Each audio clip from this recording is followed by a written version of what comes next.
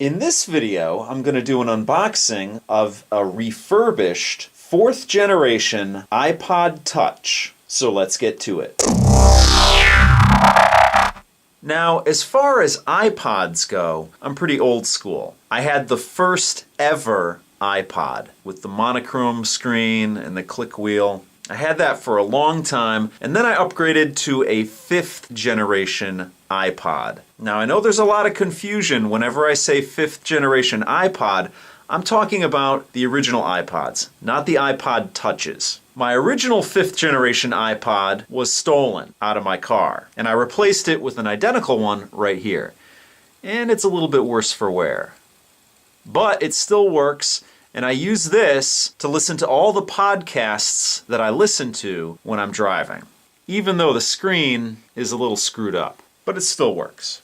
Now again, to avoid all the confusion, the 5th generation iPod came out before the iPod Touch ever came out. And now there's a 5th generation iPod Touch. But in my opinion, it's way overpriced. I think pretty much all iPod Touches in general are overpriced. When you can buy a Nexus 7 tablet for less than $200, that's where I would expect an iPod Touch to be priced at. So the reason I'm getting a refurbished 8 gigabyte 4th generation iPod Touch is because I'm probably going to be getting rid of my iPad.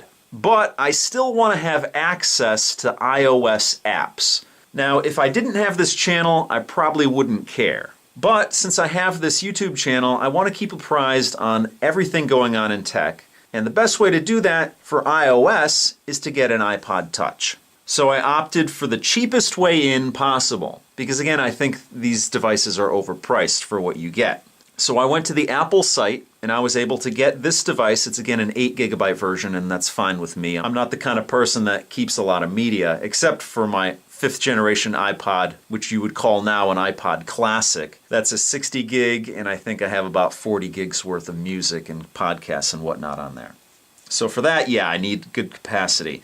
For this, I don't, though. So I was able to get this for $149 from Apple Refurbished. And this thing was sent to me directly from China, which is interesting since it is a refurbished item.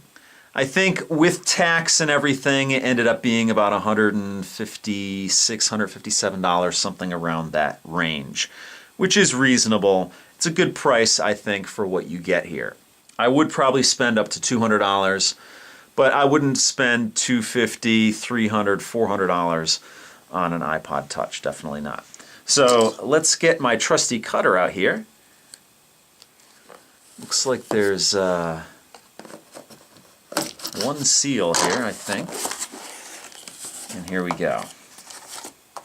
iPod. So even with a refurbished item, it looks like you get original packaging. And I think that's pretty much everything in the package, or at least in the outer box. So let's put that to the side and take a quick tour around the box here. Again, I'm pretty old school when it comes to iPods, so this box is pretty new to me, but you have iPod up front, you have your Apple branding on the left, Apple branding on the right, Apple Certified Refurbished, says right there, nothing on the bottom, and then of course your plain back with your serial number and all that good stuff on the bottom. So let's get this plastic off of here. And I don't know if I mentioned this before, but this is the black version.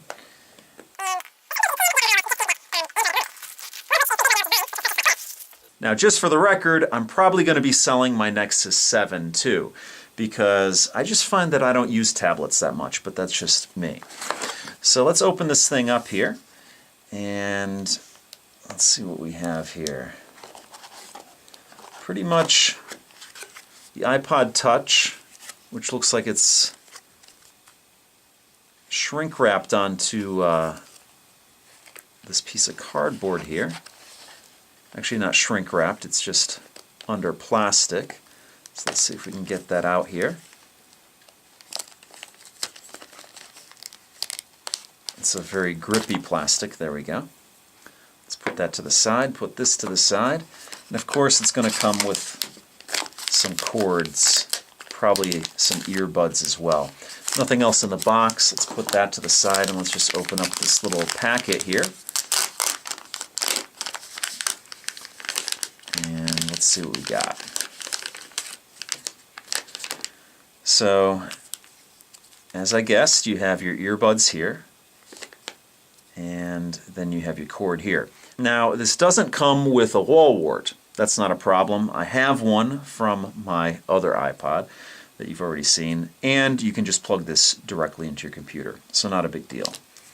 And then you have some documentation here. So let's put that to the side, and let's open up the iPod Touch.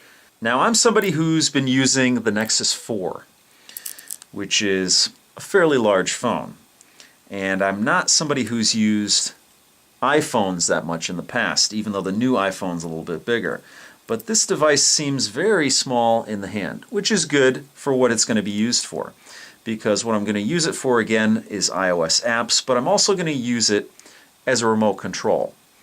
So, as you can see, I don't really need a lot of capacity on here because, again, this is an 8 GB version. But let's pull this out of the plastic here.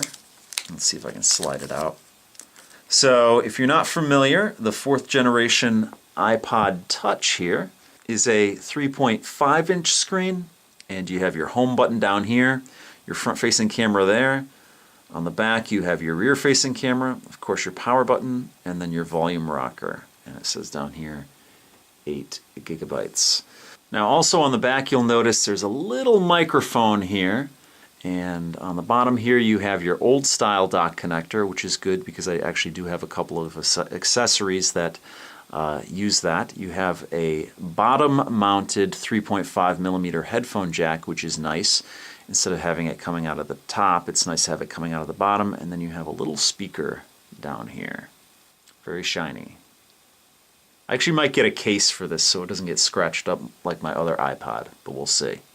So let's fire this thing up. It probably has some juice in it. And we're going to get the little Apple logo there. There we go. Slide to setup. Pick English. We'll actually hit the arrow there. I always do that. Hit next. Okay, the next step here is to enable location services. Why not? Hit next. Set up iPod Touch.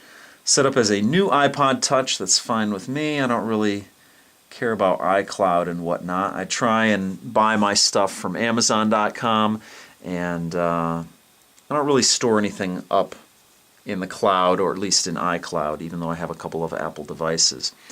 Now it says Apple ID. Your Apple ID is used to set up iCloud, App Store, iTunes Store, and more on your iPod Touch.